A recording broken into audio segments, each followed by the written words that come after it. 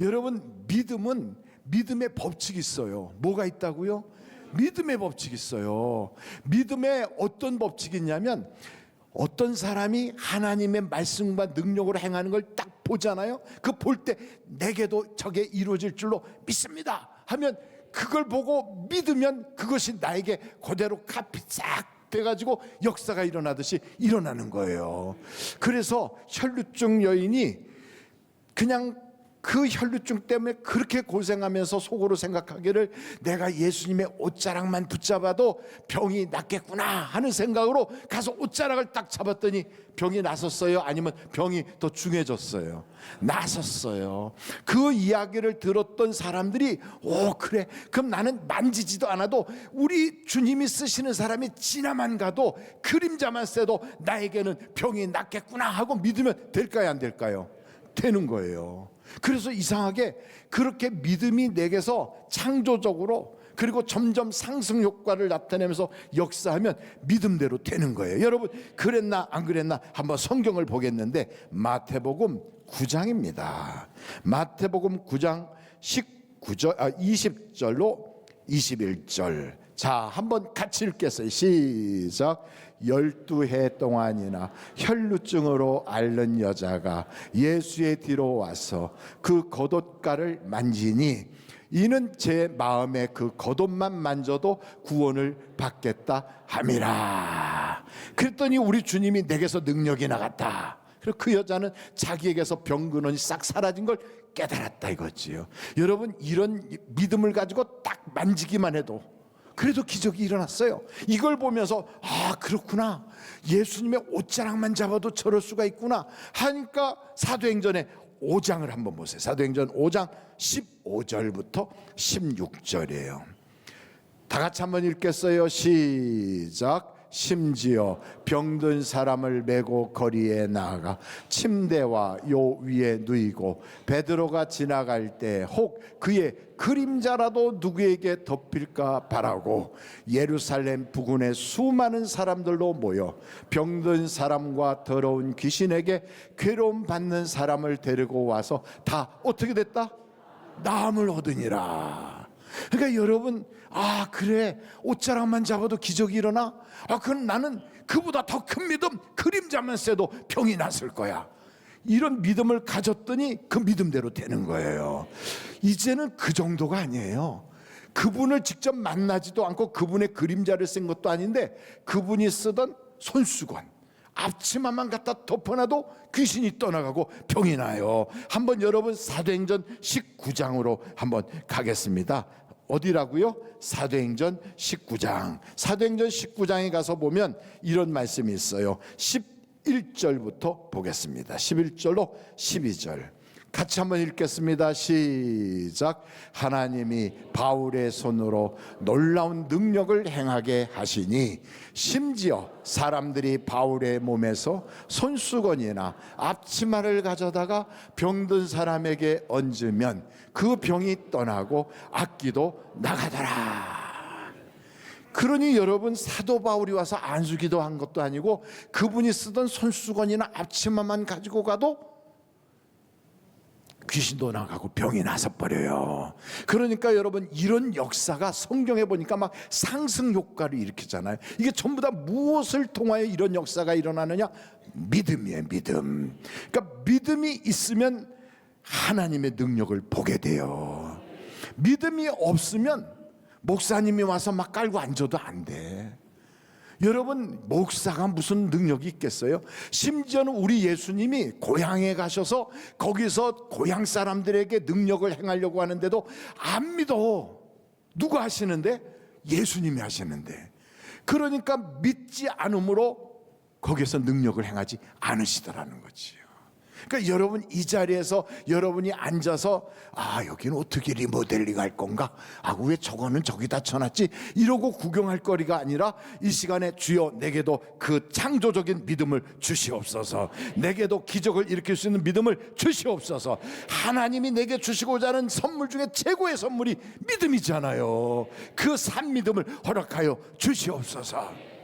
그래서 믿음 없는 자들은 그래요. 할 수 있을까? 될까? 에이, 말도 안 돼. 이런단 말이죠. 그랬더니 우리 주님이 할 수 있거든요. 무슨 말이냐? 믿는 자에게 능치 못함이 없느니라. 그래 중요한 게 믿음이에요. 믿음. 그러니까 여러분 오늘 똑같은 자리에서 똑같이 앉아서 같은 목사의 설교를 듣고 있어도 그 자리에서 예배를 하나님께 영광 받으라고 찬양을 해도 믿음이 어떠냐에 따라서 완전히 달라지는 거예요. 달라지는 거예요. 그러므로 여러분 우리가 내 마음을 밭이라고 생각할 때 하나님의 말씀이 나에게 탁 던져지면 이것을 그냥 아이고 뭐 하고 딴 생각하면 어느새 와서 새가 쪼아먹듯이 사탄이 와서 그걸 딱 뽑아가 버려.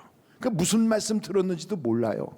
두 번째는 그 말씀을 딱 들었을 때 오늘은 정말 나에게 믿음 주시려고 하는구나.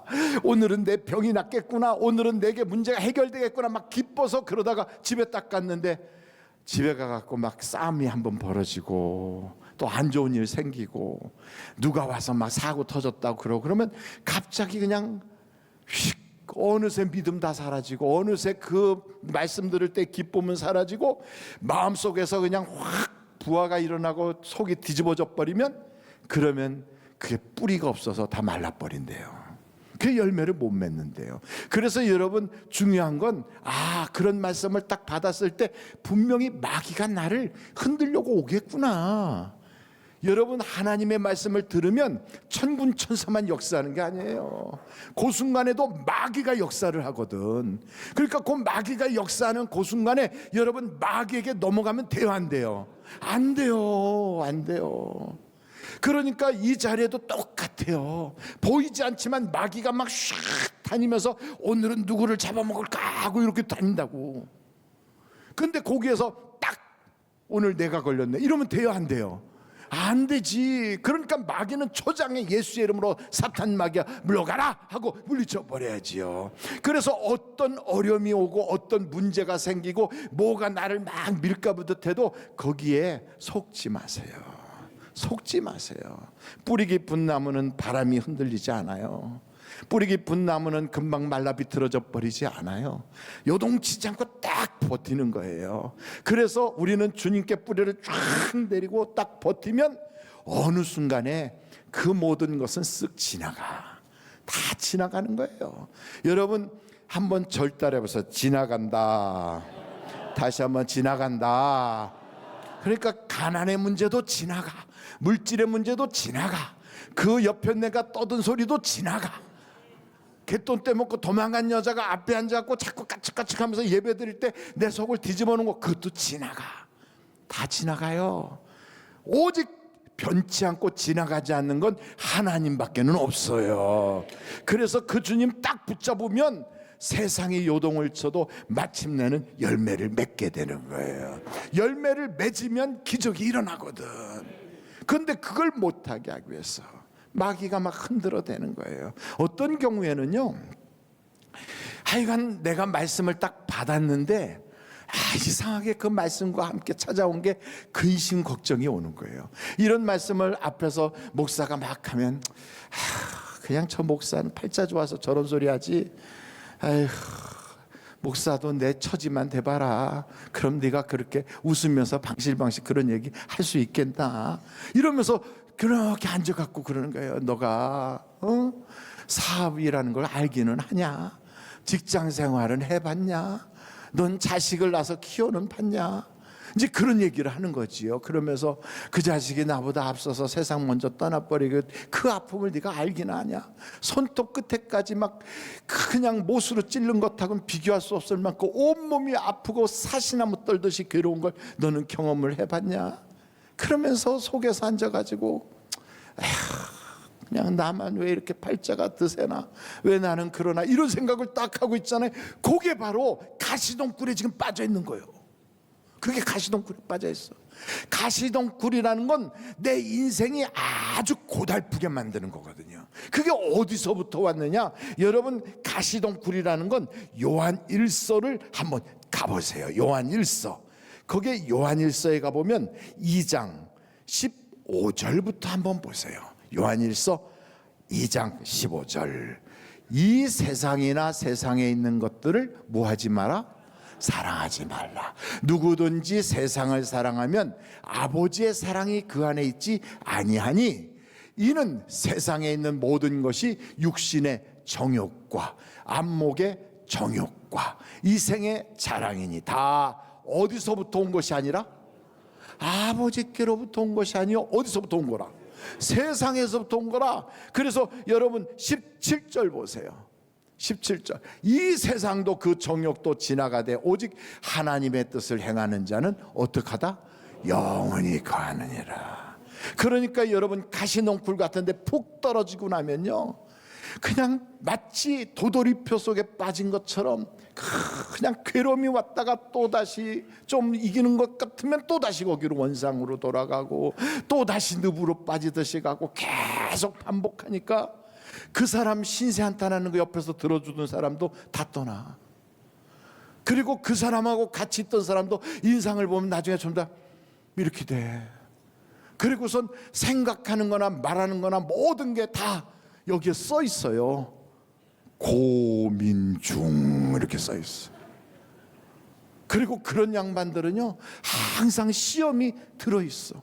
마치 어떤 사람은요 하여간 전염병이 지나간다 그러면 코로나 지나가면 코로나 걸리고 독감 지나간다면 독감 걸리고 뭐 뭐든지 다 걸리는 사람 있잖아요. 마치 거기가 관광 유원지처럼 한 번씩 거쳐가는 사람들.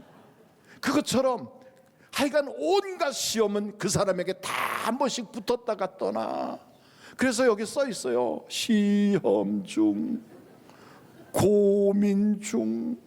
여기다 하여간 여기 모든 게 다 근심 중 써 있어. 여러분 팔자가 그리 되기를 하나님이 원하실까요? 원하지 않을까요? 안 원하지. 우리 하나님은 우리가 뭐 받기를 원해요? 복 받기를 원하지요. 그런 하나님이 여러분에게 왜 그런 문제를 갖다 던져놓을까요? 그건 여러분 자신에게 문제가 있는 거예요. 여러분 자신에게. 왜요? 이 세상 것을 너무 좋아해서 그래. 여기 성경에 나와 있잖아요. 이 세상의 모든 것은 육신의 정욕, 안목의 정욕, 이생의 자랑, 이런 것들이 세상에서부터 오는데 그걸 너무 거기에 푹 빠져 있으니까 하나님이 그러니까 너 그거 빨리 버려라 해갖고 온갖 가시를 그냥 쫙 꽂아놓으니까 가시덤불 속에 빠져 있는 것처럼 고통스러운 거예요. 그러니까 여러분의 인생이 그렇게 팔자가 드세고 찔리는 인생, 가시덩굴 인생, 그리고 그냥 계속 도돌이표 인생처럼 뺑뺑이 돌다 다시 그 자리로 돌아오고 이런 인생이 되지 않으려면 오직 주님께로 빨리 돌아와야 돼요. 그게 잘 안 돌아와지거든. 그래서 우리가 뭘 기도하냐면 성령이여 내게 충만케 하옵소서.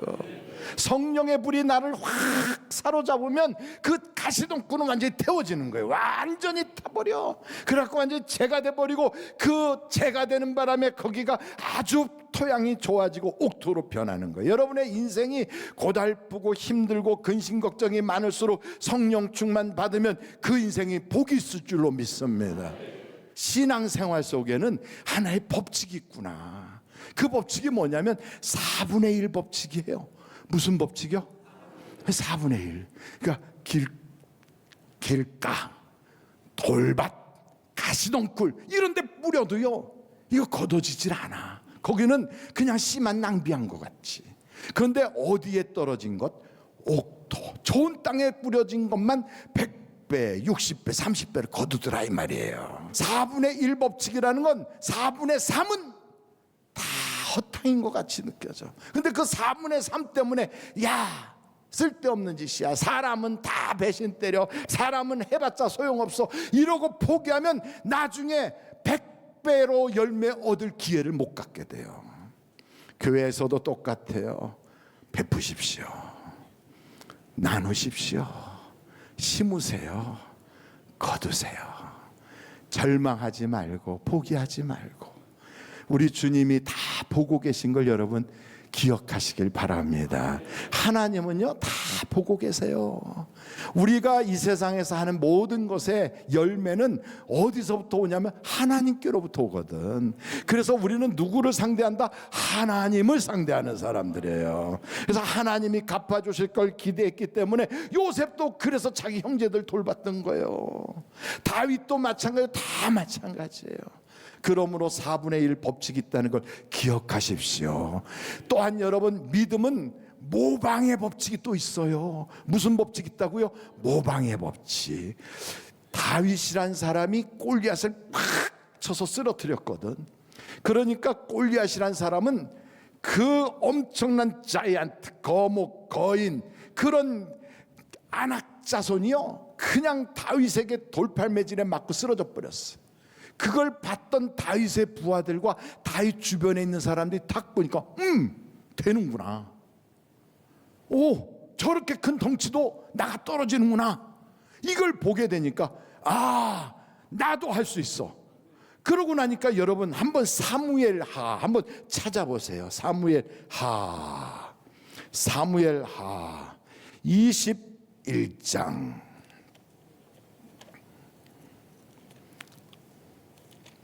사무엘하 21장.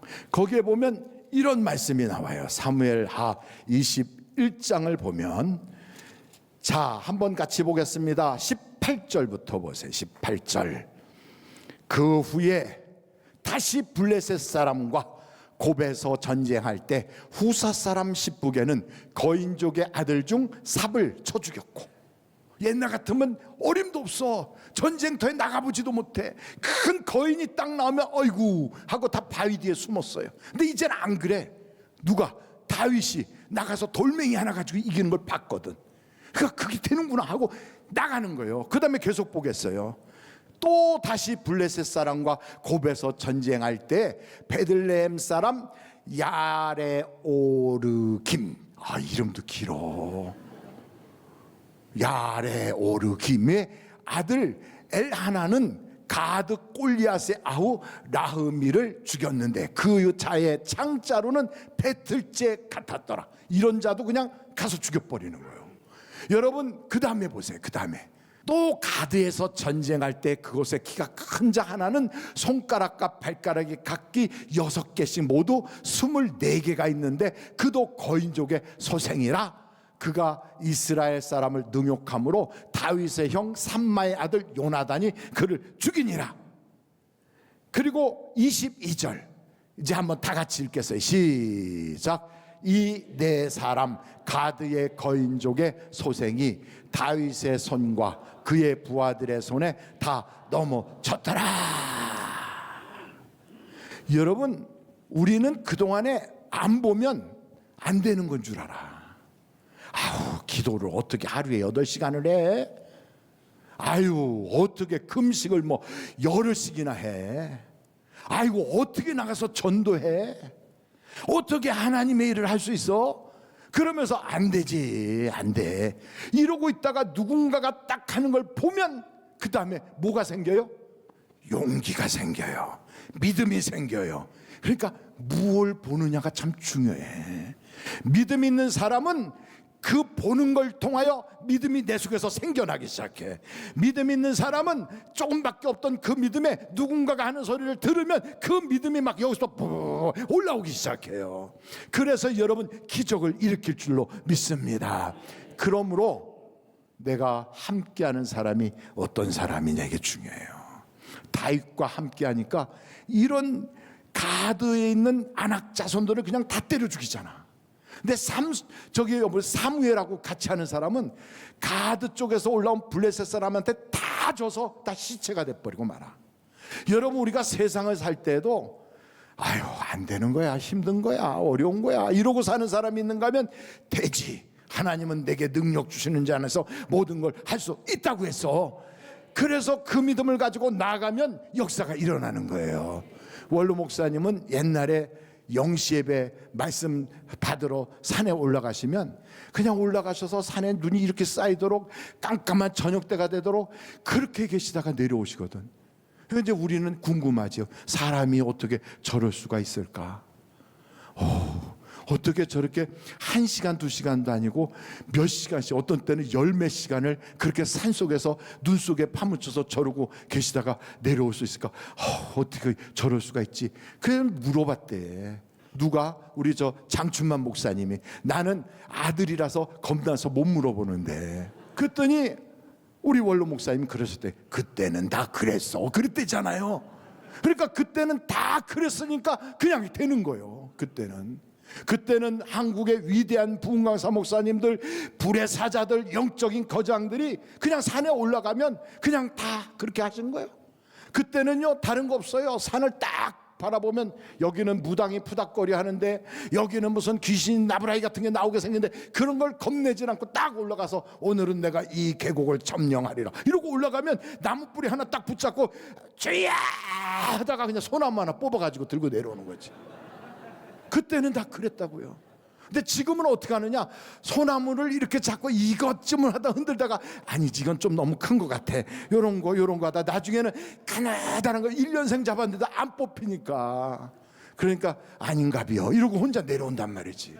그러니까 이렇게 영역이 사라지니까 옛날에 그렇게 엄청난 기적들이 막 쫙 나타나는 게 별로 안 오잖아요. 왜 그랬느냐, 하나님이 나이를 드셔서 그러느냐? 아니에요. 그때와 지금은 시대가 달라져서 그러냐? 아니에요. 여러분, 예수님이 하신 세 가지의 사역이 있어. 몇 가지? 세 가지. 첫째는 예수님은 선포하세요. 선포하세요. 근데 그 선포가 옛날에는 음향시설이 없었고 마이크 같은 게 없잖아요. 그럼 저 멀리 있는 사람은 소리를 잘 못 들어. 그러니까 그 사람들도 다 알게 하기 위해서 쉬운 비유로 말씀하시는 거예요. 씨 뿌리는 자가 가서 뿌릴새, 어떤 건 길가에 떨어졌어. 야 지금 무슨 말을, 지금 씨를 뿌렸는데 길가에 떨어졌대. 그럼 저기까지 그냥 이렇게 들리는 거지. 그리고 씨 뿌리는 자가 그 다음에 뿌렸는데 돌짝에 떨어졌는데 그거는 뿌리가 없어 말라 죽었고, 그 다음에는 가시덤불에 떨어졌는데 가시 때문에 결실하지 못했고, 그 다음에는 좋은 땅에 뿌렸는데 100배, 60배, 30배로 열매를 거뒀느니라. 들을 귀 있는 자는 들어라. 저기서 그게 분명히 씨 뿌리는 얘기는 맞는데 그게 무슨 뜻인지가 모르겠거든. 그러니까 여러분, 우리는 다 사실은 듣기는 들어도 무슨 말인지 몰라요. 그런데 그거를 제자들이 가서 살금살금 가서 주님한테 물어본 거잖아. 주님, 아까 하신 말씀이 무슨 말씀이세요? 했더니 주님이 그 다음에는 조곤조곤 가르치시더라 이거지요. 그러니까 첫째는 뭐다? 선포하시고, 두 번째는 뭐다? 가르치시고. 가르치는 거, 가르쳐. 그래서 그거는 씨는 하나님의 말씀이고 이러면서 가르치시, 다 이해가 되도록. 그래서 여러분, 성경을 딱 보면 어려워요, 쉬워요?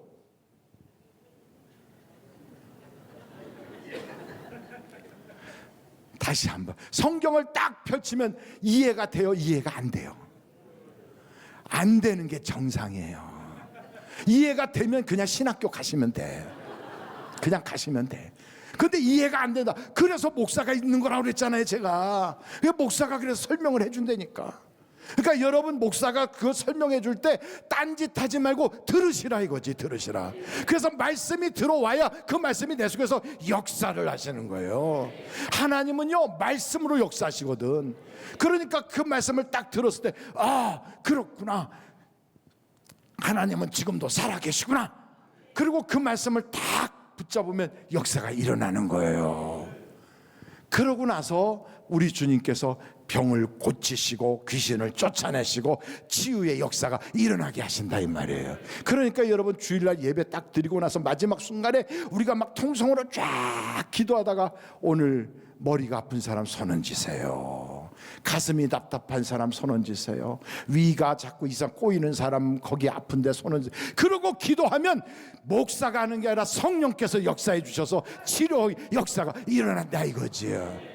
어떤 사람은 당신 병이나 고쳐, 그럴 사람도 있을 거예요. 그런데 여러분 보십시오. 사도 바울은 안질이 있었고 걸어갈 때마다 이렇게 우정거리고 자기의 몸에서 막 간질이 있어서 온몸을 비트는 그렇게 힘든 과정에서도 예수의 이름으로 다른 사람들의 병을 고치더라 이 말이지. 마찬가지예요. 하나님은요 비록 마른 막대기 같고 부싯갱이 같아도 그를 통하여 역사가 일어나게 하신다. 세 가지 사역을 해요. 말씀을 선포하시고 가르치시고 치료하신다. 오늘도 그 역사가 일어날 줄로 믿습니다. 어떤 사람에게? 믿는 사람에게. 믿는 사람에게. 그래서 여러분, 그렇구나, 나는 옷자락만 잡아도 고침받는다고 했는데 오늘 목사님이 선포하는 그 말씀을 듣고 내가 아멘하면 역사가 일어나겠구나. 루스드라에는요 걸어본 적이 없는 사람인데 그가 사도 바울의 말을 듣는 순간 마음속에서 믿음이 생긴 거예요. 구원받을 믿음이 있는 걸 보고 사도 바울이 외치기를 일어나라, 예수의 이름으로 일어날지어다. 벌떡 일어났어요. 막 뛰어가면서 하나님께 영광을 올리더라 이 말이지요. 오늘도 여기서 구원받을 믿음 있는 사람들이 있을 줄로 믿습니다. 나는 평생 돈에 눌려 살고, 나는 평생 사람에 눌려 살고, 나는 평생 환경에 눌려 살았는데 오늘부로 나는 이 세상이 나의 주인이 아니야. 탁 잘라버리고 나의 주인은 오직 예수님밖에는 없어. 그분이 나의 모든 걸 주관하신다. 그러므로 여러분, 오늘 우리가 결심해야 돼요. 하나님, 나에게 그 믿음을 허락하여 주시, 그 믿음을 주시옵소서.